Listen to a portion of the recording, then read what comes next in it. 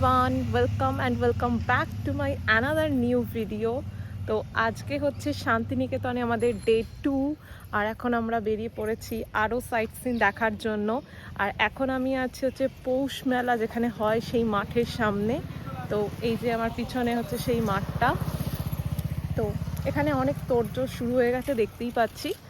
তো চলো, এখানে তো আর কিছু দেখার নেই, এরপরে নেক্সট লোকেশনে আমরা যাব।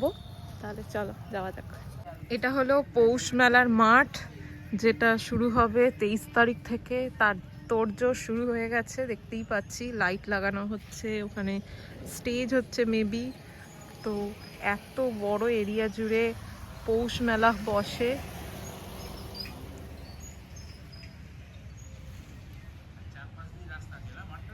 মাঠটা এত বড়, পুরো রাউন্ড করে রাস্তাটা, পুরো ওই দিক থেকে আমরা ঘুরে এদিক দিয়ে যাচ্ছি। আসতে চলো। না না, ঠিক আছে।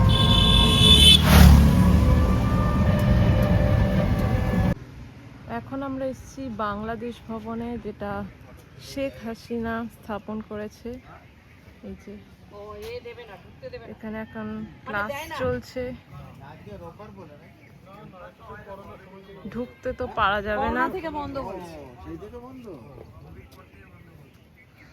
এরিয়াটা ভীষণ সুন্দর।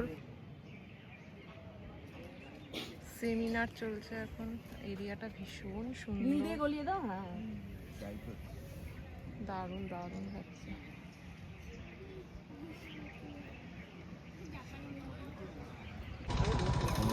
বাংলাদেশ ভবন থেকে এখন আমরা বেরোচ্ছি, ঢুকতে তো পারলাম না। তো এটা ঢুকতে পারলাম না কেন? কবে কবে ঢোকা যায়? এটা কোভিড পর থেকে বন্ধ করে দেওয়া হয়েছে। কোভিডের পর থেকে বন্ধ করে দেওয়া হয়েছে, এখানে আর ঢুকতে দেওয়া হয় না।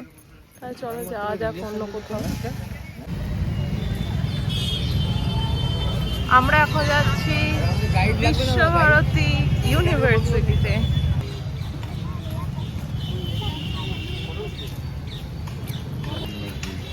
আমাদের টোটো সামনে নামিয়ে দিল, এখান থেকে আর টোটো ঢুকবে না ভেতরের দিকে।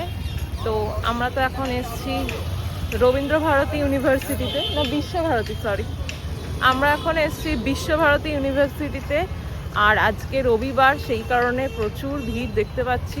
কালকে এতটা ভিড় ছিল না, শুধু ওই সোনাঝুরি হাটটাতেই যা ভিড় ছিল।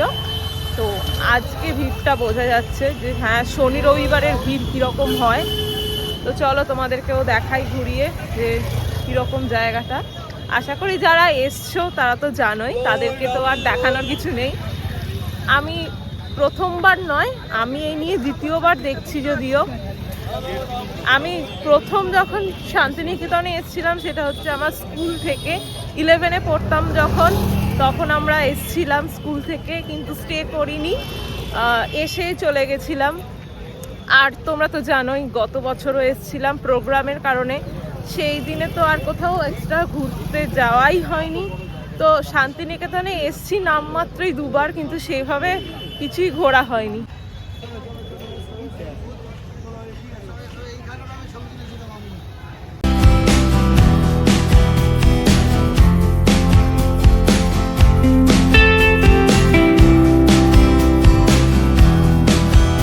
আশ্রম এরিয়া, আর এদিকটা হচ্ছে মিউজিয়াম। আমরা এখানে আর যাচ্ছি না এখন।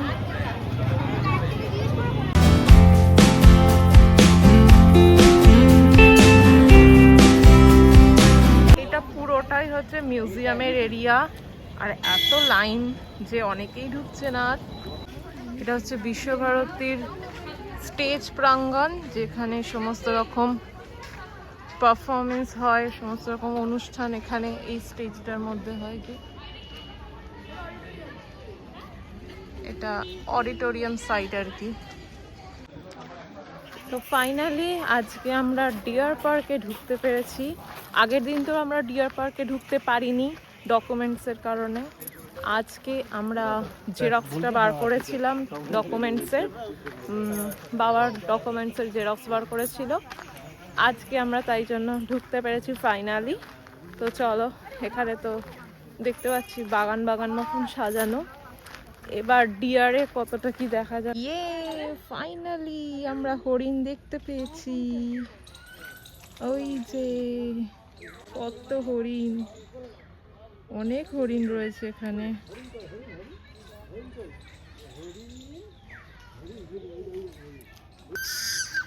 অবস্থাটা দেখেন, অন্য জিনিস নিয়ে ব্যস্ত থাকে। হ্যাঁ, ওই দিক দিয়ে ভালো করে দেখা যাবে না। আর এই যে আমার পিছনে কত হরিণ, আর অনেকটাই সামনে থেকে দেখা যাচ্ছে। আর তোমরা যদি এখানে আসতে চাও তাহলে অবশ্যই নিজেদের সাথে যে কোনো একজনের একটা ডকুমেন্টস ক্যারি করবে, তাহলেই সবাই ঢুকতে পারবে। আর কোনো টিকিট এখানে লাগবে না, শুধুমাত্র একটা আধার কার্ড বা যা কিছু আইডি ক্যারি করতে হবে, দেখালেই হয়ে যাবে। আর বাকি সবার কিন্তু ফোনে থাকতে হবে, ওকে? বাকি সবার ফোনে থাকলেই তোমরা ঢুকতে পেরে যাবে। তো চলো এবার আশেপাশে আর কি আছে দেখা যাক।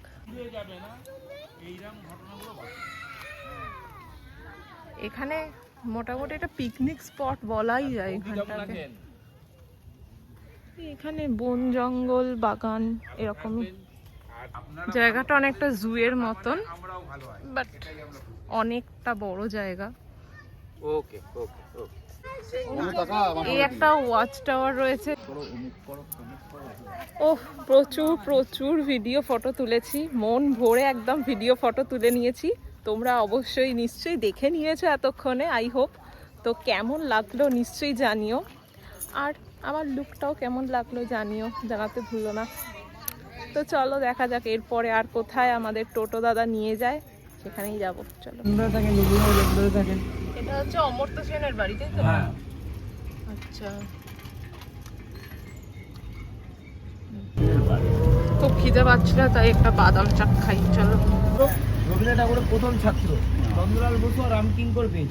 রামকিঙ্কর বেজ হচ্ছে আপনার যেটা আপনার শিল্পগুলো যে বানিয়েছেন, যে মায়ের চেয়ে মাসির দৌদ বেশি, যেটা শিল্পগুলো সব রামকিঙ্কর বেজের হাতে তৈরি। আর নন্দলাল বসু কে বলুন তো? নন্দলাল বসু হচ্ছে যে সহজ পাঠে যে প্রথম পাতাগুলোতে যে ছবিগুলো আঁকাঙ্কি করেছিলেন, ওই নন্দলাল বসু আঁকাঙ্কি করেছিলেন। এলাম সৃজনী শিল্পগ্রামে। এখানেও একটা স্টেজ করা রয়েছে, বড়সড় প্রোগ্রাম হবে মনে হয়। দেখাচ্ছি তোমাদের দ্বারা সামনে। আসলে টিকিট কাটতে হবে আগে, আর টিকিটের ভাড়া হচ্ছে 30 টাকা মাথা পিছু। দেয়া রয়েছে চারটা।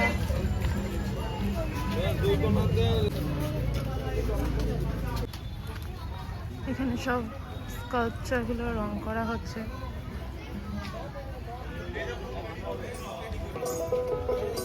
শোনো, আস্তে লাগা বা জোরেই লাগা, যেটা লাগবে সে লাগাতে হবে।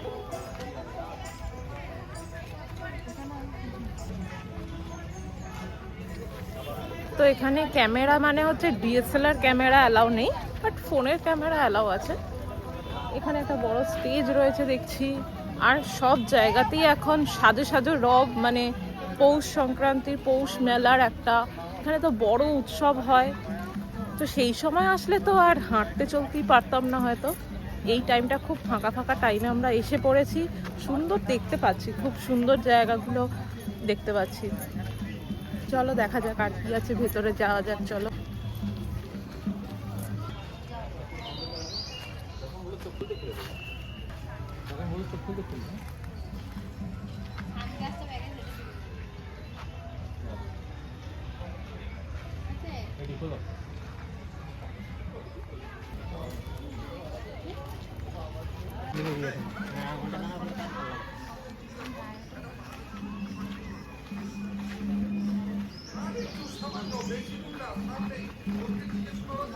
আচ্ছা, এনাকে কজন চেনো জিজ্ঞেস বলো তো।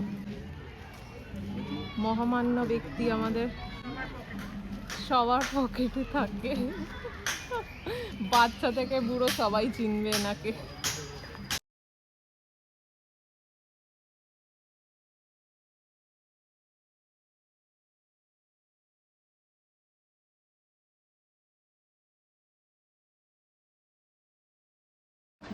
আচ্ছা, এইটা যে জায়গাটা দেখালাম তোমাদেরকে, এক একটা ঘর ঘর ঘর ঘর করে, এটা হচ্ছে পশ্চিমবঙ্গের সমস্ত আর্ট, সমস্ত কিছু মিউজিয়াম টাইপেরই দেখা যাচ্ছে। মানে বাংলার ঐতিহ্যকে তুলে ধরেছে, প্রত্যেকটা ঘরে ঘরে এরকম করা রয়েছে। বেশ সুন্দর একটা বাঙালিয়ানা, এখানে সম্পূর্ণটাই বাঙালিয়ানা। আর দেখো তোমাদের দাঁড়া দেখা, একটা পালকি দেখো, কত বড় পালকিটা, সুন্দর লাগছে। দেখতে পাচ্ছ, সুন্দর। ওদিকেও একটা মাটির ঘর মতো রয়েছে, এই যে দেখা যাচ্ছে। বউ দেখাই, দেখো বিয়ে করতে যাচ্ছে। এটা উড়িষ্যার কালচার রয়েছে এখানে, বাট এখানে আর যাব না, একই জিনিসপত্র সবকিছু রয়েছে সব জায়গায়।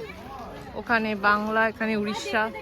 চলো, আসামের কালচার রয়েছে, তারপরে ওইদিকে মণিপুর, এদিকে ঝাড়খণ্ড, তারপরে আরো একটা রয়েছে দেখছি ওদিকে। আচ্ছা, 9খানা রাজ্য এখানে তুলে ধরেছে। ত্রিপুরা, এখানে ত্রিপুরার কালচার রয়েছে, আর এখানেই শেষ। আন্দামান রয়েছে, আন্দামানের সেলুলার জেল ছাড়া আর কি থাকা উচিত এখানে। জারোয়াদের সমস্ত কালচার রয়েছে। এদিক থেকে ঘুরে চলে যাবো, ঘুরে ওরকমই তো যাবো। না না, কিছু কালচার আমার হয় না কপাল ফুলে, মা এখানে আমার মনে ওই আমার মনের মানুষের মিলন হবে আমার মনের মানুষের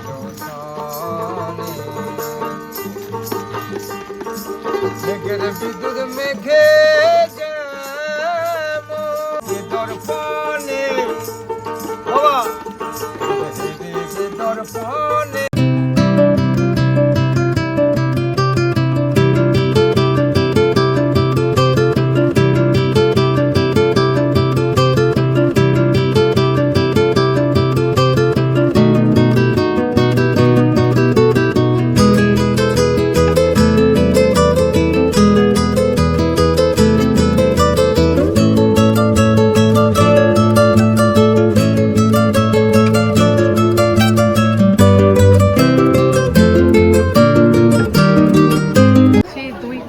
হেসেল ঘরে, এটাও বেশ সুন্দর। ভেতরে জায়গা আছে কিনা কে জানে, প্রচুর ভিড়, আজকে রবিবার। দেখি তো এখন আমরা এলাম বনবেথি রেস্টুরেন্টে। কি যেন বনবেথিটা নাম, দেখা যাক এটা কিরকম হয়।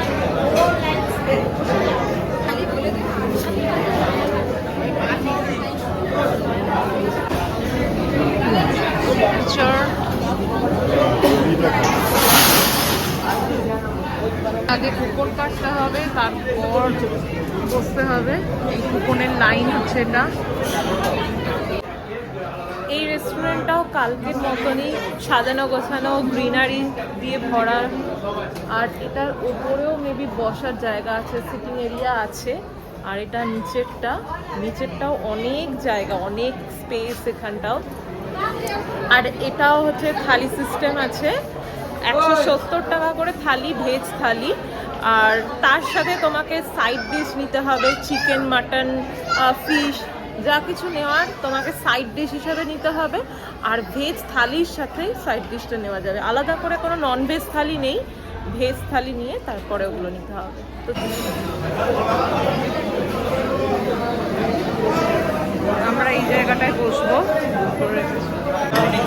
ফাইনালি আমরা বসতে পেরেছি এই জায়গাটায় বসতে। তো মনে হচ্ছে বিয়ে বাড়ি খেতে এসেছি, পিছনে পিছনে দাঁড়িয়ে থাকার মতন অবস্থা। এই হচ্ছে মেনু, তো কপি তরকারি, ডাল, শাক, পটল ভাজা।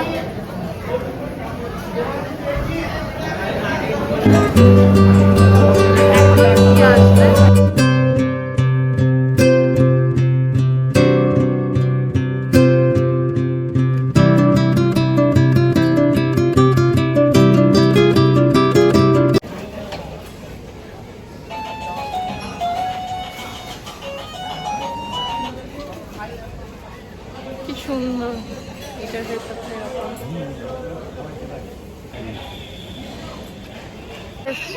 আমার কুটি লেদার শোরুমে, এখানে কবিগুরুর একটা বড় স্ট্যাচু রয়েছে। তো এখানে আমাদের ভিডিও করা অ্যালাউ ছিল না, তো আমি ভিতরে আর ভিডিও করতে পারিনি। তো এখান থেকে এইগুলো কিছু কেনা হয়েছে, তোমাদেরকে একটা হল ভিডিও নিশ্চয়ই দেখাবো, সেখানে কি কি কিনলাম পুরো শান্তিনিকেতন থেকে, তখনই দেখিয়ে দেবো একেবারে। তাহলে চলো এবার মনে হয় বাড়ির দিকে যাব, মানে এখন হোটেলের দিকে এবার চলে যাব হয়তো।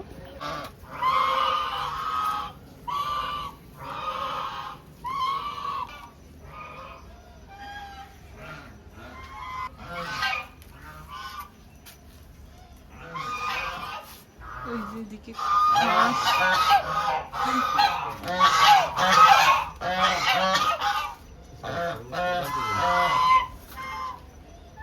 হ্যালো এভরিওয়ান, তো আমাদের ঘোরাঘুরির পর্ব তো একদমই শেষই বলা যায়।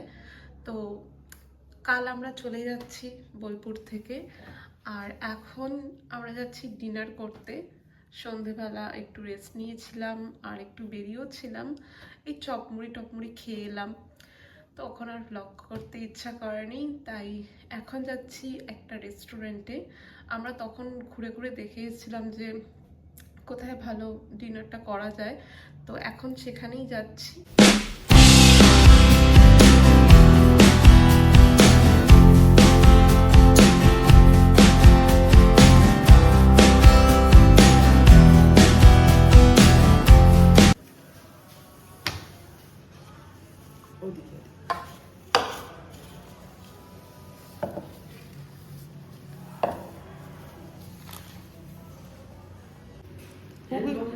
হুগলি জেলা নাম শুনেছেন তো? হুগলি জেলাতে। হ্যাঁ হ্যাঁ।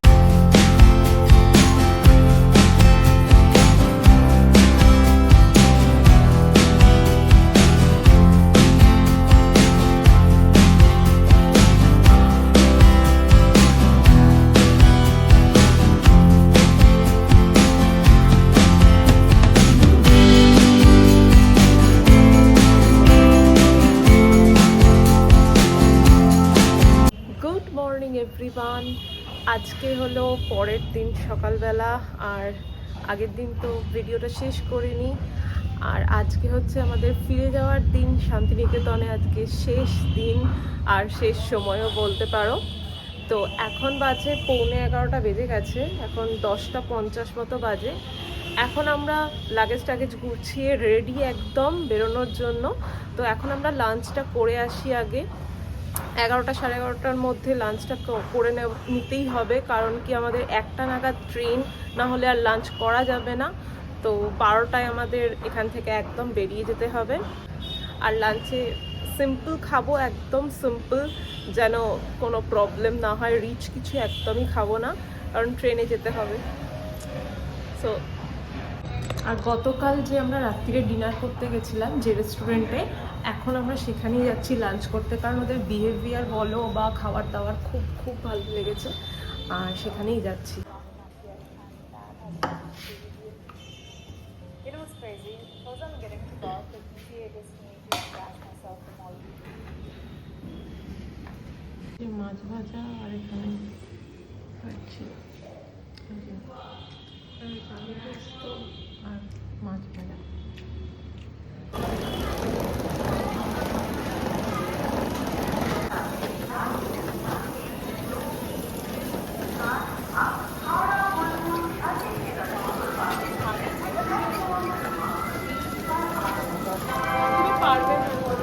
আজকের ভিডিওটা এই পর্যন্তই। আই হোপ তোমাদের ভিডিওটা ইনফরমেটিভ লেগেছে, আর ভিডিওটা পোস্ট করতে একটু লেট হয়ে গেল, সো সরি ফর দ্যাট। ভিডিওটা ভালো লাগলে একটা লাইক আর একটা কমেন্ট করে দিও।